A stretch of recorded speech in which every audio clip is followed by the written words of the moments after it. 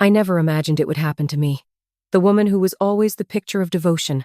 The one who prided herself on keeping her marriage perfect.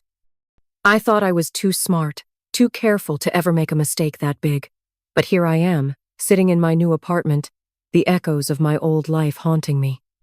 My kids are with their dad this weekend, and I'm alone with my thoughts, my regrets typing out the most painful story of my life. I'm Paige, 32 years old, and in one reckless moment, I destroyed everything.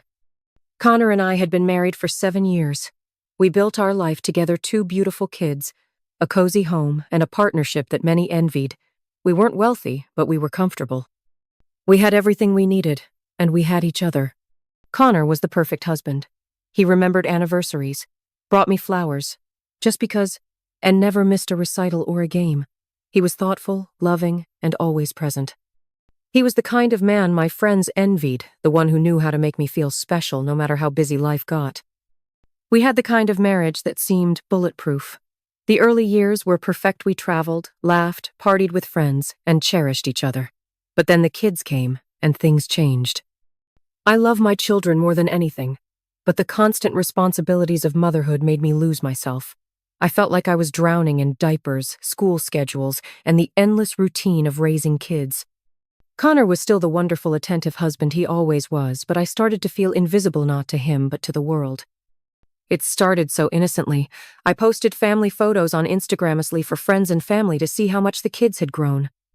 But then one evening, while Connor was bathing the kids, I got a notification from a man named Jared.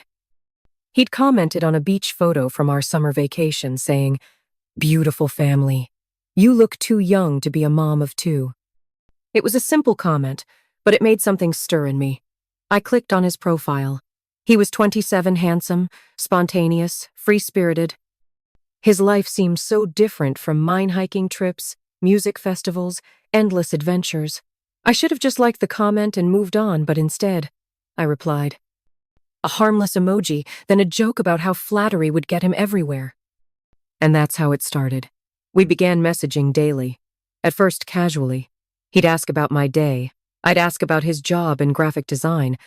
But soon, it became the highlight of my day. I found myself checking my phone constantly, sneaking away from Connor to send messages under the guise of work emails or checking on Emma's school schedule. I lied without thinking, and the guilt started eating at me. Connor noticed. He asked if I was okay, said I seemed distracted. He started planning more date nights, bringing home flowers for no reason. But the more he tried, the guiltier I felt. And the more I turned to Jared. With Connor, I had responsibility history. With Jared, I had excitement, novelty. Eventually, Jared suggested meeting for coffee. I told myself it was harmless, just 2 people, getting together for a friendly chat. But when I saw him in person, something shifted. He was even more charming face to face, listening intently, leaning in when I spoke, his touch electric when our hands brushed. The first kiss happened in his car. I promised myself it would just be this once. I'd go home, recommit to my marriage, and everything would go back to normal. But instead, I found myself inventing more lies, joining a gym I never used, staying late at work, scheduling fake girls' nights. Connor, the perfect husband, never questioned me. He took the kids out on Saturdays so I could sleep in while I was texting Jared. One evening, he surprised me with tickets to a concert I'd wanted to see for months. As we enjoyed the music, his arm around me, I checked my phone obsessively. Jared was texting me, telling me how bored he was. I became a master of compartmentalization, Connor, and the kids were my stable life, my real life. Jared was my escape, my secret, my excitement. The lines started to blur. I found myself comparing them. Connor's dad jokes now seemed lame compared to Jared's sharp wit. Connor's reliable Honda looked pathetic next to Jared's sleek sports car. The comfortable, familiar touch of my husband now felt routine compared to the adrenaline rush of Jared's forbidden affection. Then came the worst part. Connor tried even harder. He sensed I was pulling away and became more attentive, more caring. He planned date nights, suggested a weekend trip. But I couldn't give him my full attention. My mind kept drifting to Jared, to the excitement I was getting from our secret meetings.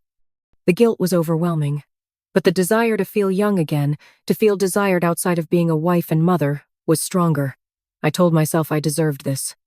I justified my actions, convincing myself that it was all harmless. But the truth was, I was becoming someone I never thought I would be: selfish, deceitful, reckless. And then it happened. One night, while Connor and I were intimate, lost in the moment, I moaned another man's name. It was quiet, almost a whisper, but it was enough. I immediately realized what I had done. Connor froze above me, his expression shifting from passion to confusion, then horror. He asked, "Who the hell is Jared?" I panicked. The lies came flooding out, but they were no match for the truth in his eyes. He demanded my phone, and when I hesitated, he knew. I had no more excuses. The silence between us was unbearable. He left that night, and the next day he had my phone. The evidence was undeniable: hundreds of messages, hotel confirmations, lies that I could never take back. I broke down, confessing everything. But it was too late.